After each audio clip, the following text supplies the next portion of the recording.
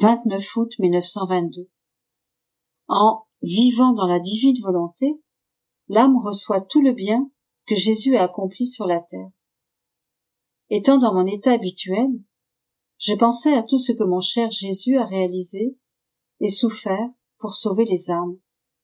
Il vint et me dit: « Ma chère fille, tout ce que mon humanité a accompli, mes prières, mes paroles, mes travaux, mes pas et mes peines, étaient pour l'homme. Mais qui se greffe sur ces actes? Qui accueille mes bienfaits? Celui qui s'approche de moi et prie en s'unissant à moi se greffe sur mes prières et sur leurs fruits. Celui qui parle et enseigne en étant uni à moi se greffe sur les fruits de mes paroles. Celui qui souffre en union avec moi se greffe sur les bienfaits de mes travaux et de mes peines. Et si les créatures ne profitent pas des bienfaits que j'ai acquis pour elles, ces bienfaits restent comme suspendus. La créature qui n'est pas greffée sur moi n'est pas nourrie des bienfaits de mon humanité, lesquels je lui offre avec tant d'amour. S'il n'y a pas d'union entre deux êtres, les bienfaits de l'un sont comme morts pour l'autre. Imagine une roue. Le centre est mon humanité. Les rayons sont tout ce que j'ai réalisé et souffert. La jante à laquelle les rayons se joignent est la famille humaine qui tourne autour du centre. Si la jante ne reçoit pas l'appui des rayons, la roue ne peut profiter du bien qu'offre le centre. Oh, comme je souffre de voir tous mes bienfaits suspendus et de voir que l'ingrate famille humaine non seulement ne les reçoit pas, mais les méprise et les piétine. Voilà pourquoi je recherche avec un tel empressement des âmes qui voudront vivre dans ma volonté, afin que je les rattache aux rayons de ma roue. Ma volonté leur donnera la grâce de former la jante de cette roue. Ces âmes recevront les bienfaits qui ont été rejetés et méprisés par les autres.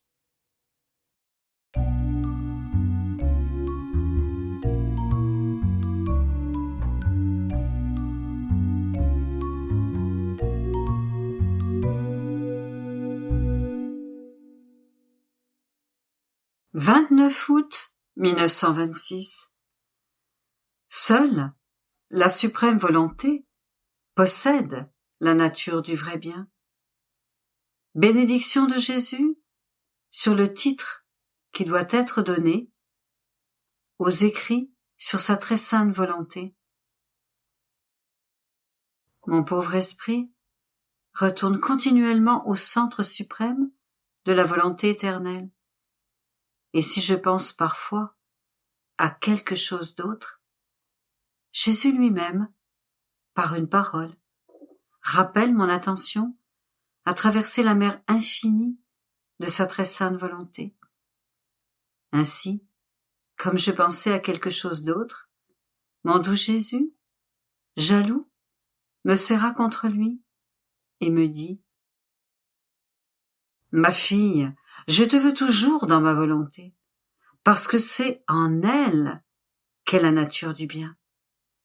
Ce n'est que lorsqu'un bien ne finit jamais, et qu'il n'a ni commencement ni fin, qu'il peut être appelé un vrai bien.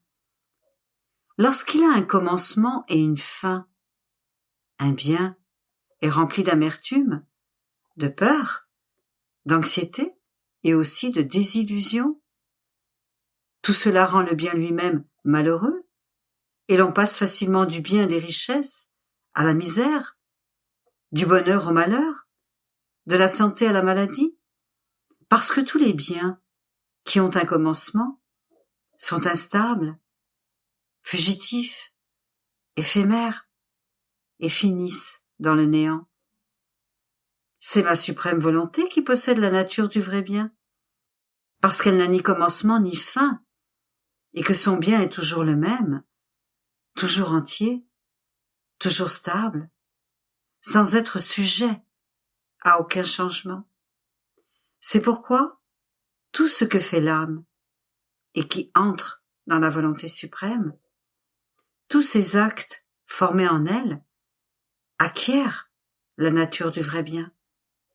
parce qu'ils sont accomplis dans une volonté stable, immuable, qui contient des biens éternels et incommensurables. Ainsi, ton amour, ta prière, tes actions de grâce et tout ce que tu peux faire prend place dans le commencement éternel qui ne finit jamais et acquiert ainsi la plénitude de la nature du bien. La prière acquiert sa pleine valeur et son fruit complet de telle sorte que tu ne seras toi-même pas capable de comprendre jusqu'où les fruits et les biens de ta prière vont s'étendre. Elle tournera dans l'éternité. Elle se donnera à tous et restera en même temps toujours pleine de ses effets. Ton amour acquiert la nature de l'amour véritable, de cet amour immuable qui ne faillit jamais, qui jamais ne se termine, qui aime tous et se donne à tous, en demeurant toujours dans la plénitude du bien de la nature de l'amour véritable, et ainsi de suite pour tout le reste. À tout ce qui entre dans ma volonté, la puissance créatrice de ma volonté communique sa propre nature et le convertit en ses propres actes, parce que ma volonté ne peut tolérer d'avoir en elle des actes différents des siens. On peut dire par conséquent que les actes de la créature accomplis dans ma volonté entrent dans les voies impénétrables de Dieu, et personne ne peut en connaître les innombrables effets. Ce qui n'a ni commencement ni fin se rend incompréhensible aux esprits créés, qui ont un commencement, parce que ces esprits n'ont pas la puissance d'un acte qui n'a pas de commencement, et que toutes les choses divines qui entrent dans ma volonté leur rendent ces actes impénétrables et insondables. Tu vois ainsi le grand bien de l'action accomplie dans ma volonté? À quelle hauteur elle élève la créature? Comment elle lui redonne la nature du bien, tout comme il est sorti du sein de son Créateur? Par contre, tout ce qui peut être fait en dehors de ma volonté, même un bien, ne peut être appelé un vrai bien. Premièrement, parce que l'aliment divin et sa lumière en sont absents, et que ses actes sont différents des miens, et enlèvent à l'âme la ressemblance à l'image divine. En fait, c'est ma volonté seule qui fait grandir l'âme à ma ressemblance. Si ma volonté est absente, le meilleur est enlevé, la plus grande valeur des œuvres humaines. Ces œuvres sont alors vides de substance, de vie et de valeur. Elles sont comme des plantes sans fruits, de la nourriture sans substance, des statues sans vie, des œuvres sans rétribution, qui fatiguent les branches les plus solides. Oh, que la différence est grande entre l'action dans ma volonté et l'action sans elle.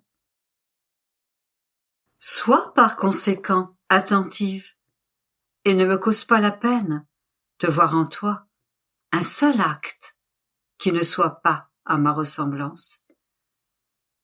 Après quoi, il disparut, pour revenir un peu plus tard, comme troublé à cause des offenses reçues. Prenant refuge en moi, il voulut se reposer, et je lui dis : « Mon amour, j'ai beaucoup de choses à te dire, beaucoup de choses à établir entre toi et moi. Je dois te demander que ta volonté soit connue et que son royaume ait son plein triomphe. Si tu te reposes, je ne peux rien te dire. Je dois garder le silence pour te laisser te reposer. » Et Jésus, m'interrompant avec une indicible tendresse, me pressa très fort contre lui, et m'embrassant, il me dit : « Ma fille, comme elle est belle, sur tes lèvres la prière pour le triomphe du royaume de la suprême volonté. Elle est l'écho de ma propre prière, de mes soupirs et de toutes mes œuvres. Je veux maintenant voir ce que tu as écrit concernant le titre qui doit être donné à mes écrits sur ma volonté. Et en disant cela, il prit le livre dans ses mains et sembla lire ce qui avait été écrit le 27 août. En lisant, il demeurait pensif, comme s'il se plaçait lui-même dans une profonde contemplation, de telle sorte que je n'osais lui dire quoi que ce soit. J'entendais seulement son cœur qui battait très très fort, presque jusqu'à exploser. Puis, il pressa le livre contre sa poitrine en disant « Je bénis ce titre. Je le bénis de tout mon cœur et je bénis tous les mots qui concernent ma volonté. » Et, levant sa main droite, avec une ravissante majesté, il prononça les paroles de bénédiction. Après quoi, il disparut. «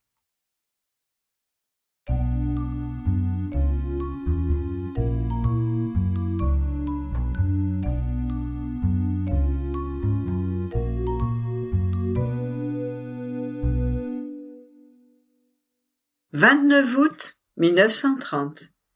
Les choses créées sont remplies de divine volonté. Les croix forment les routes qui conduisent au ciel. Mon abandon dans le divin fiat continue. Une force invincible me transporte dans ces actes divins. Et je sens, et je sais que la divine volonté opère dans toutes les choses créées.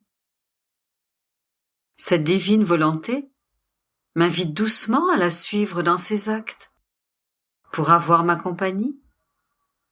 Je faisais cela lorsque mon toujours aimable Jésus me dit « Ma fille, toutes les choses créées sont remplies de ma divine volonté, qui est restée en elle, non pour nous, car nous n'en avions pas besoin, mais par amour pour les créatures, en se donnant de multiples façons en tout ce que nous avons créé. En véritable mère, ma divine volonté voulait s'attacher à tout ce qui venait à la lumière du jour, à tout ce qui naissait. Elle voulait se donner à chaque instant, et sans interruption, à petites gorgées, pour former sa vie et étendre son royaume. En chaque âme, tu vois qu'il n'est rien où mon fiat ne veuille se donner. On peut dire que chaque chose créée forme un trône d'amour de mon fiat, où il fait descendre sa miséricorde, ses grâces et sa voix pour communiquer sa vie divine. Ma divine volonté se tient aux aguets pour voir quel bien elle peut faire à ses enfants, pour voir s'ils lui ouvrent leur cœur pour recevoir ses biens et se conformer à ses fins divines. Ainsi, chaque chose créée est un appel que ma divine volonté lance à la créature pour recevoir le don que ma divine volonté veut lui faire. Chaque chose créée est un amour nouveau qui veut donner la béquille aux créatures, un geste vers la créature et dans la créature. Mais oh, quelle ingratitude de la part des créatures! Ma divine volonté embrasse les créatures, les serre sur son sein de ses bras de lumière, et elles échappent à sa lumière, sans retourner son étreinte, et sans un regard pour celle qui les aime tant. Par conséquent, ma fille, sois la réparatrice pour ma divine volonté. Suis-la dans tous les appels qu'elle te fait à travers chaque chose créée, pour lui rendre amour pour amour, et recevoir les gorgées de sa vie divine dans les profondeurs de ton âme, et la laisser libre de régner. Après quoi, j'ai suivi les actes de la divine volonté en continuant mon abandon dans le vouloir suprême. Mais mon pauvre esprit était occupé par les nombreux incidents que notre Seigneur avait disposés et dispose encore dans ma pauvre existence. Et mon doux Jésus ajouta: ma fille, les croix, les incidents, les mortifications, les actes, l'abandon des créatures et tout ce qui peut être souffert pour mon amour ne sont que de petites pierres marquant la route qui conduit au ciel. Ainsi, au moment de la mort, la créature verra que tout ce qu'elle a souffert lui a été utile pour former la voie qui marquait de façon indélébile, avec des pierres immuables, la voie droite qui conduit à la patrie céleste. Et si dans tout ce que ma providence a disposé pour la souffrance de la créature, celle-ci le souffre pour accomplir ma divine volonté et recevoir non la souffrance, mais un acte de vie divine, alors la créature formera autant de soleils que d'actes accomplis et soufferts, de sorte que la route de la créature sera marquée, à droite comme à gauche, de soleils qui, prenant la créature et la revêtant de lumière, la conduiront vers les célestes régions. Par conséquent, les nombreux incidents de la vie sont nécessaires, car ils servent à former et à tracer la route du ciel. Si les routes ne sont pas formées, il est difficile de se rendre d'un pays à un autre, bien plus encore pour atteindre la gloire éternelle.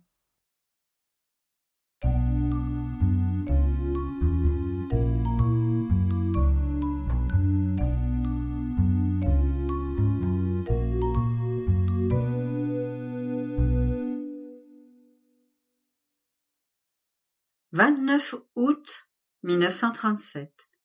Comment Dieu veut voir sa vie dans l'âme qui vit dans sa volonté, au point de devenir son modèle.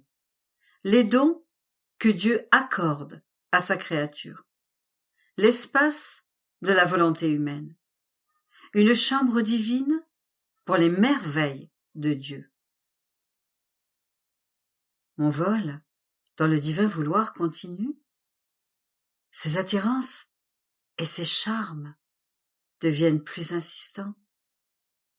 Son désir de vivre dans l'âme est tel qu'il emprunte tantôt l'attitude de la prière, tantôt de la supplication, tantôt celui de la promesse, au point de promettre à la créature des dons nouveaux, plus merveilleux et inattendus, si elle le laisse régner.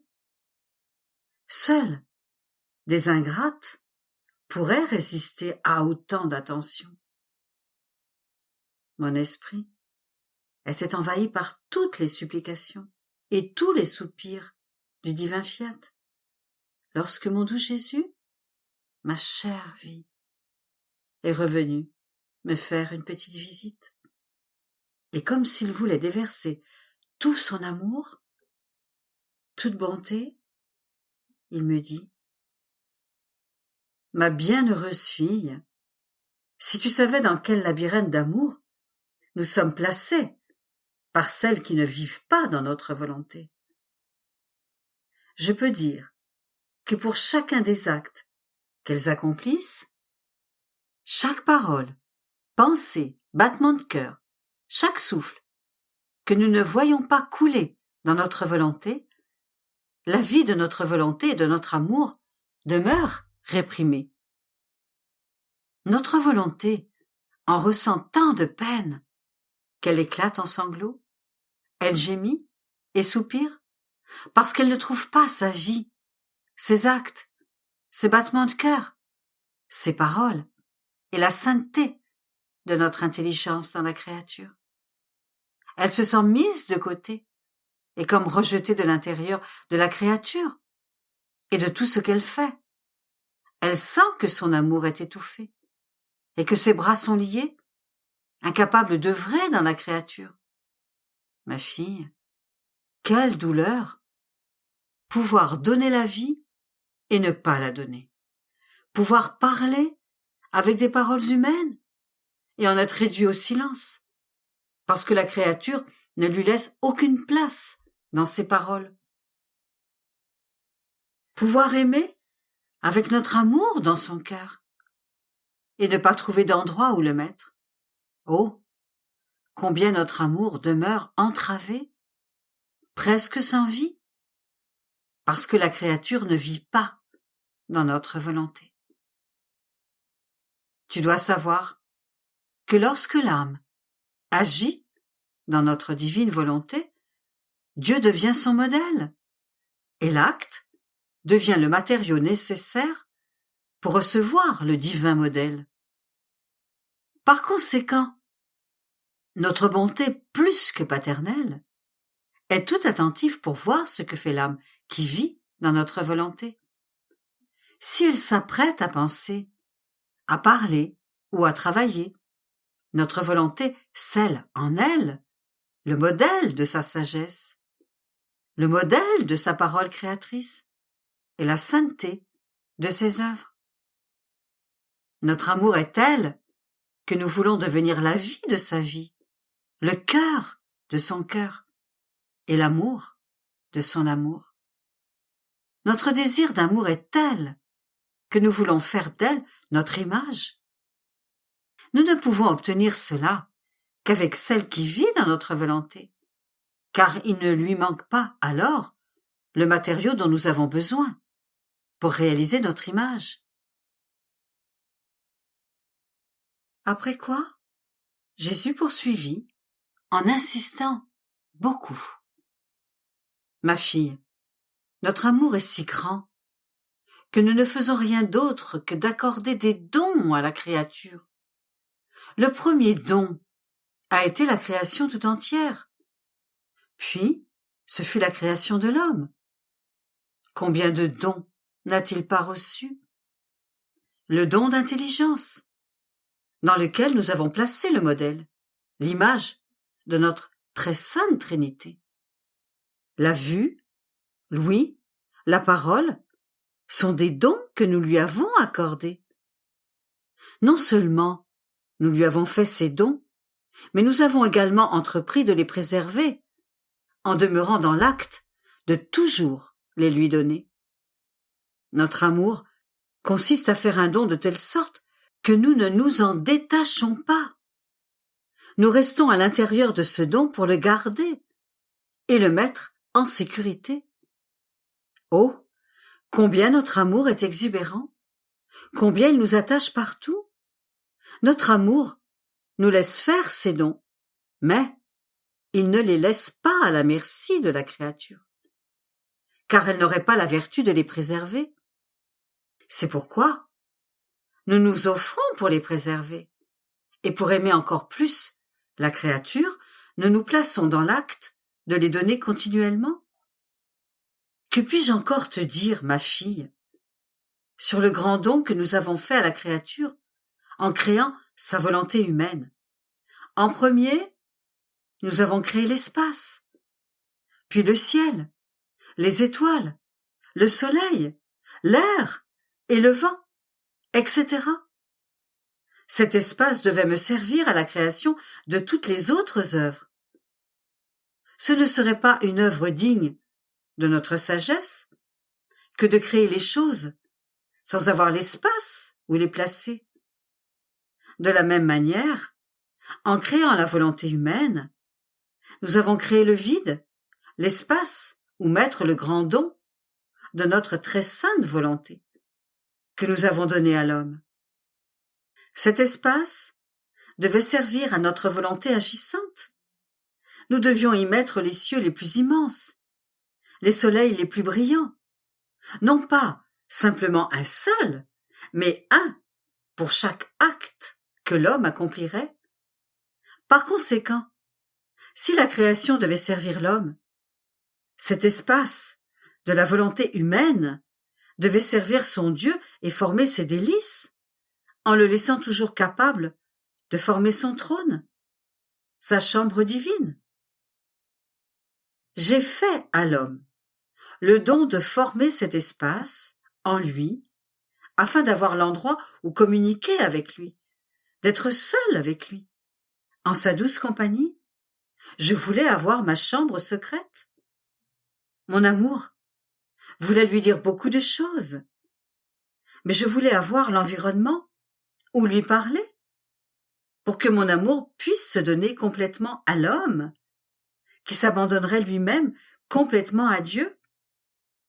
C'est pourquoi je désire tellement qu'il vive dans ma volonté, parce que je veux avoir à moi seul ce que j'ai créé. Je veux avoir ma place, mon trône, ma chambre divine. Je ne peux pas achever la création avant que l'homme ne revienne dans ma divine volonté et ne m'accorde ma place royale dans sa volonté. Nous avons tant d'autres belles choses à faire, beaucoup d'autres choses à dire dans cet espace de la volonté humaine. Mais nous ne pouvons ni les dire, ni les faire, parce que notre volonté est absente et que notre espace est tout encombré. Nous n'avons pas d'endroit où mettre nos œuvres. Si nous voulons parler, il ne nous comprendra pas. Il n'aura même pas les moyens d'entendre. Par conséquent, nous accomplirons des prodiges inouïs pour retrouver ce qui est à nous, l'espace et notre chambre divine. Et toi, prie et souffre pour que je puisse retrouver ce qui est à moi. Ne me refuse pas l'espace de ta volonté humaine, pour que mon amour puisse s'y déverser et que je puisse poursuivre l'œuvre de la création.